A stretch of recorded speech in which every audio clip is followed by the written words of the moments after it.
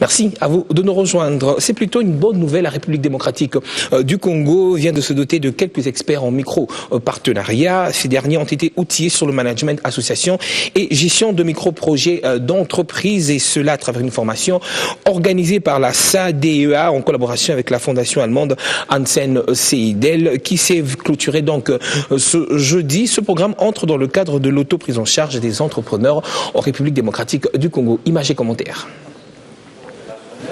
Au total, 32 micro-entrepreneurs et autres membres d'associations œuvrant dans les domaines macroéconomiques dans la ville-province de Kinshasa ont pris part à ce programme de formation.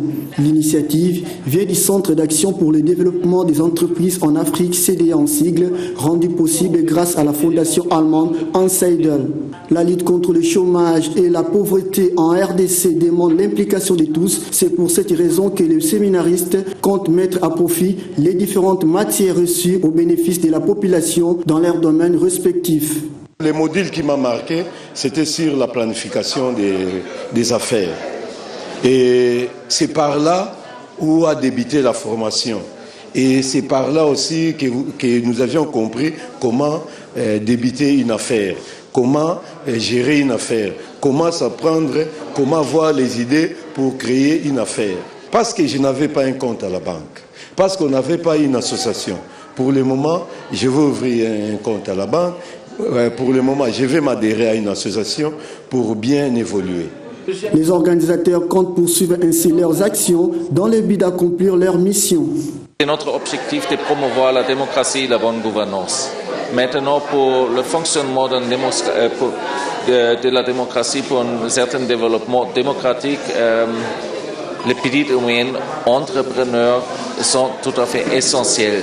C'est ça la raison pourquoi on offre une formation de management pour ces entrepreneurs, pour eux-mêmes, leur situation économique se développe, et comme ça, automatiquement, on a aussi un développement démocratique. Ce séminaire de formation a duré 9 mois et à l'issue de celui-ci, les participants ont bénéficié d'un brevet.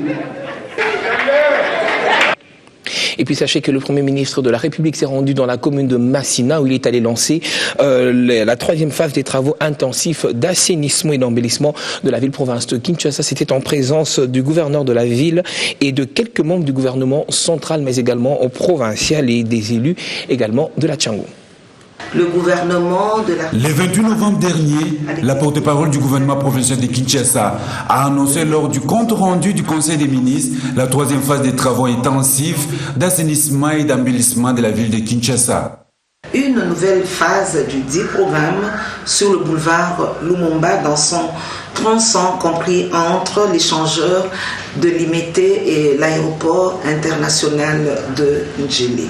Il est demandé à tous les occupants anarchiques de libérer totalement les emprises de cette artère sans délai.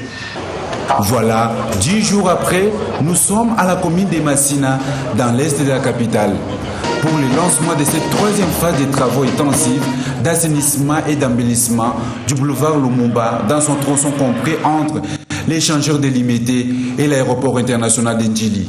Cette phase comporte 3 volets.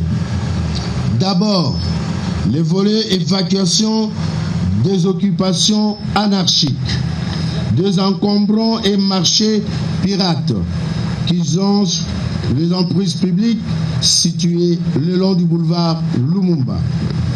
Le balayage, le nettoyage et enlèvement du sable et des déchets se trouvant sur la chaussée du boulevard Lumumba et ses amorces. Enfin, l'embellissement des abords du boulevard par la plantation de pelouses et fleurs ainsi que la pose des pavés. Après les mots du gouverneur à la population et aux élus de la Tchangou, le chef du gouvernement central a alors procédé au lancement officiel de ces travaux. Cette 3e phase vient compléter les 2 premières qui concernent 5 communes de la capitale congolaise. Et puis sachez que la société civile a organisé ce jour un atelier sur la lutte contre la corruption dans tous les secteurs en République démocratique du Congo. C'était au centre Carter dans la commune de la Gombe. Le Forum des leaders, une plateforme aussi de la société civile, tient, elle, un conclave de l'unité au centre Bondeko dans la commune de Limete. Reportage. C'est pour la cohésion de la société civile que les membres de la plateforme Forum des leaders sont venus cogiter en vue de rechercher à consolider l'unité perdue depuis des dizaines d'années. Il y a la désunion que nous venons attaquer, de telle manière que nous puissions ensemble ou faire les traits d'union des préoccupations des populations aux décideurs. Ce conclave de la société civile à Limete a bénéficié du soutien du ministre Bahati du Travail, qui a parlé de ses succès politiques, fruits de son passé dans la société civile. Et je dois leur dire que le peuple n'oublie jamais ceux qui font du bien pour lui. C'est ce qui explique quand même fait les moyens de l'éradication de la corruption. Nous sommes mais nous estimons que c'est plutôt la cohérence globale qu'il nous faut. Savoir qui doit faire quoi. Et puis nous allons mettre des valeurs en exergue. Nous demandons à ce que tout le monde, tout Congolais, toute Congolaise doit se mobiliser contre les actes de corruption dans notre pays. Ces échanges contre la corruption envisagent rallier toutes les forces vives de la nation pour la promotion des valeurs en RDC. Et puis rendons-nous à présent à Goma, dans le Nord Kivu. Nous avons en ligne notre permanent dans la région, Patrick Sialoua. Vous avez donc assisté à l'inauguration de la banque de sang de l'hôpital militaire Katindo dans la ville de Goma. Et c'est donc le ministre national de la Santé publique, Félix Kabange, qui a inauguré ce nouveau cadre. C'était en présence de plusieurs autorités, dont le vice-gouverneur du Nord Kivu et l'ambassadeur turc en République démocratique du Congo. L'inauguration de cette banque de sang de l'hôpital militaire de Goma, réhabilité et équipé grâce au financement de l'ambassade turque en RDC, est un acquis du fait que la province avait 36% des besoins de sang couverts, a déclaré le médecin inspecteur provincial, Dr Dominique Baabo. Aujourd'hui, par rapport à nos besoins, nous avons autour de 37% besoin de banques de sang qui sont couverts. Et donc pour nous, c'est une grande joie aujourd'hui de participer à cette inauguration. Il faut souligner également que cette banque de sang va desservir la population de la province du Nord Kivu de manière générale, mais celle de la ville de Goma en particulier. De son côté, l'ambassadeur turc en RDC a affirmé que son pays ne ménagera aucun effort pour continuer à appuyer le développement de la RDC. Au nom de la population nord-kivusienne, le vice-gouverneur Feller Lutaï-Tiroy a exprimé sa reconnaissance pour ce geste que vient de faire le gouvernement turc en RDC. À cette occasion, le ministre de la Santé, Dr Félix Kabange Numbi, a annoncé au nom du chef de l'État des transfusions gratuites au Nord Kivu jusqu'au mois de février, tout en lançant un appel aux donneurs de sang de multiplier d'efforts en donnant de leur sang. Nous voulons saisir cette occasion, au moment où nous inaugurons cette banque de sang à l'hôpital militaire de Goma, avec l'appui de l'ambassade de Turquie et le supplément qui sera donné par le gouvernement de la République. Nous voulons annoncer au nom du chef de l'État les transfusions gratuites sur l'ensemble de la province du Nord Kivu jusqu'au mois de février. Cela permettra de sauver les vies humaines, car le sang, c'est la vie. Prêchant par l'exemple, Félix Kabange Numbi a été le premier à donner de son sang, question de susciter d'autres à faire autant. Et puis passons à présent à autre chose. Le mois de décembre est, vous le savez, consacré à la lutte contre le VIH-Sida à travers le monde. L'occasion était ainsi pour le gouverneur de la province du Kasaï occidental, Alex Kandé, le programme national multisectoriel de lutte contre le VIH-Sida, de présenter l'état de lieu, il faudra le dire, assez alarmant dans la province du Kasaï occidental. C'est enfin lancé, le gouverneur de province Alex Kandé-Pompa donne le ton. La lutte contre le VIH-Sida, voilà l'aspect le plus privilégié à cette célébration. Le secrétaire exécutif du PNMLS, qui a organisé la cérémonie, présente un état des lieux alarmant de la prévalence du sida au Kasaï occidental. Jean-Karim Manchimba invite les autorités à s'impliquer dans la lutte contre le sida qui est à ce jour décentralisée. Qui montre que la province du Kasaï occidental est la deuxième en taux de prévalence du sida. C'est quand même triste. Ce n'est pas des chiffres qui font rire, c'est des chiffres qui vous poussent à pouvoir travailler pour aider la population à ne pas avoir le sida. Travailler veut dire leur donner tous les moyens qu'il faut. Vous voyez, nous sommes dans le labo, il manque le courant, l'énergie électrique. Il y a beaucoup d'appareils, il y en a qui sont neufs, mais ils n'arrivent pas à fonctionner faute de courant. Travailler, c'est dans ce sens-là, leur apporter un appui logistique. Je ne veux pas être démagogue. Nous avons vu, nous allons étudier de façon à apporter une réponse très rapidement.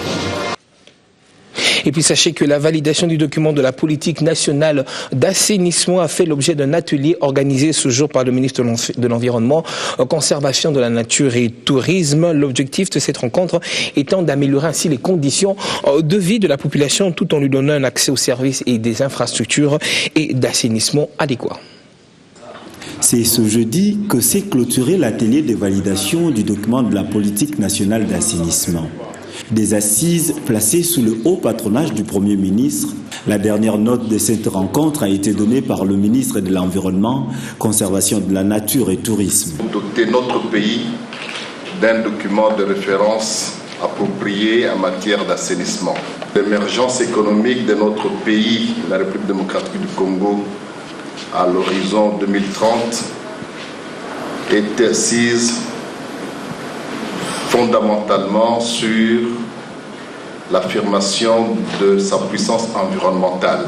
Eaux usées, pluviales de surface, souterraines, déchets dangereux et contrôle du vecteur sont là les problèmes liés à l'assainissement en République démocratique du Congo. L'assainissement est un document d'orientation de toutes les politiques et de toutes les activités liées à l'assainissement, à la salubrité en général. C'est un document d'orientation. C'est avec ça que nous allons, qui sera couché sous forme de loi et ou des textes autres réglementaires. Ce document permettra au gouvernement de la RDC d'atteindre les objectifs du millénaire en matière d'assainissement et d'environnement, tels qu'assignés par les Nations Unies. Et puis sachez qu'à l'Assemblée nationale, le projet de loi portant ouverture du crédit provisoire a été jugé recevable par les élus de peuple. C'est le vice-premier ministre et ministre du budget qui a ainsi livré devant les députés les grandes lignes de ce projet qui servira ainsi au gouvernement à faire des dépenses allant du 1er janvier au 31 janvier prochain. Ce budget s'élève à 5 milliards de francs congolais, une loi qui est passée après le débat. Et puis parlons de la Commission électorale nationale indépendante qui vient de signer un protocole d'accord avec près de 570 partis politiques de la RDC et ce en vue d'instituer un comité de liaison dans le cadre des élections du cycle électoral 2013-2016. L'objectif étant de parvenir à des élections apaisées. La rencontre a eu lieu au Palais du Peuple. Au total, 570 partis politiques de la RDC se sont réunis ce jeudi à la salle du spectacle du Palais du Peuple autour d'un forum organisé par la Commission électorale nationale indépendante en vue de signer un protocole d'accord instituant un comité de liaison durant le cycle électoral 2013-2016 pour lutter contre toute forme de violence, s'interdire toute activité, toute attitude, tout comportement ou tout propos discourtois pendant le processus électoral. À l'ordre du jour de la troisième rencontre du comité de liaison entre la CENI et les partis politiques légalement constitués en République démocratique du Congo, dont les mandataires étaient déjà dûment accrédités, il y avait 2 points. Le premier point concernait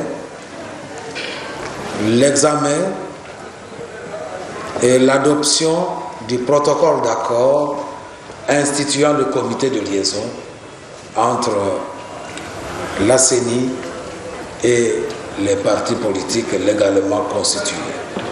Après débat et délibération, les partis politiques se disent satisfaits tout en espérant que le protocole d'accord aboutira aux élections apaisées. Ce comité de liaison justement va nous permettre d'aller montrer à la CENI et répartir dans nos partis politiques ce qui va et ce qui ne va pas. Je crois que c'est une bonne chose, c'est un bon début et j'espère que ces élections ici seront apaisées. Notons que le comité de liaison se réunira une fois le trimestre et que les membres ont également droit à l'information électorale en temps réel. 25 minutes ont suffi pour vous informer, mesdames et messieurs. Merci, tout le plaisir a été pour moi de vous informer. Clin d'œil particulier à tous nos amis téléspectateurs de Yopougon à Abidjan, en Côte d'Ivoire. Je vous retrouve demain.